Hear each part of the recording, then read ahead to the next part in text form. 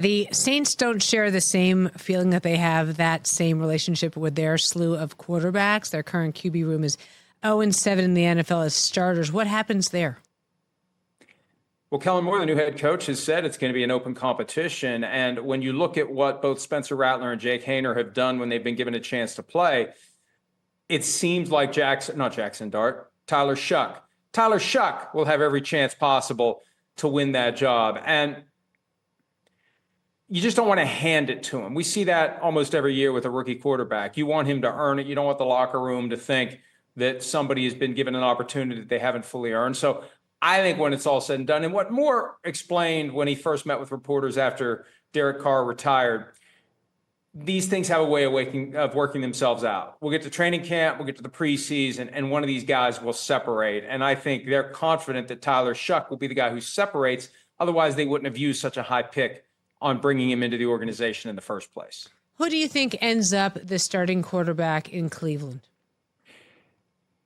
That's a hell of a question, which is not something I'm saying to buy time. Usually when someone says that's a good question, that's the device for buying some extra time to think about it. Right now they have 5 quarterbacks. And I have assumed Deshaun Watson isn't going to play this year. Now, Mary Kay Cabot of Cleveland.com reported yesterday that Watson is accelerating his rehab efforts. He's at the organization. He's throwing to receivers on the team. So he may expect to get into this competition at some point. But if we take him out of the mix, you got 4 guys, Kenny Pickett, Joe Flacco, and then the 2 rookies, Dylan Gabriel and Shedeur Sanders. I can't help but think either Flacco or Pickett will be gone by the time they open training camp, possibly via trade, or if all else fails, you just eat the guaranteed money and move on, because you don't have enough reps to go around to get the 2 rookies ready if you're doing what you can to get the 2 veterans ready. And somebody's going to be frozen out of meaningful opportunities to get themselves prepared for the season. There's been some indications Kenny Pickett's the leader so far.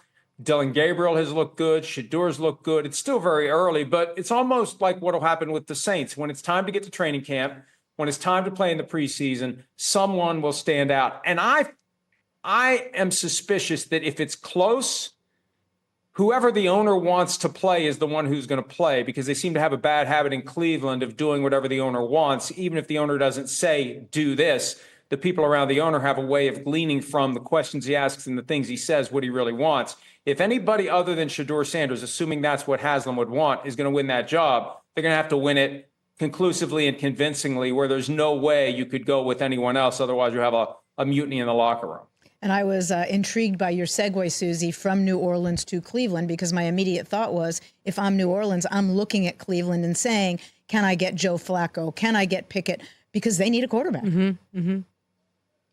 Yeah, and it's an asset. And I think at one point, GM Andrew Berry referred to the quarterback contracts as assets. And they can decide how it's going to go with Flacco or Pickett, or even Dylan Gabriel. If they decide they want to trade him, that's possible too. It would look weird, but it already looks weird. You use the 94th overall pick on Gabriel, and then 50 picks later, you take Shedeur Sanders. The whole situation is strange. And I understand the analytics-driven concept of getting value for your draft picks. And as you're sitting there deeper and deeper into round 5, and you've got your best available players up on the board, and Shedeur Sanders is number 1, and there's a huge gap between him and everyone else, at some point you have to take Sanders.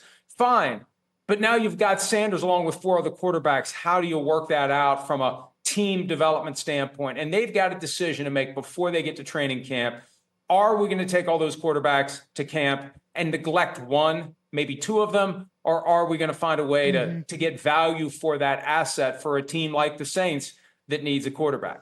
Check out new episodes of What the Football with Suzy Shuster and Amy Trask every Tuesday. Watch us on the Rich Eisen Show YouTube page, or follow and listen wherever you get your podcasts.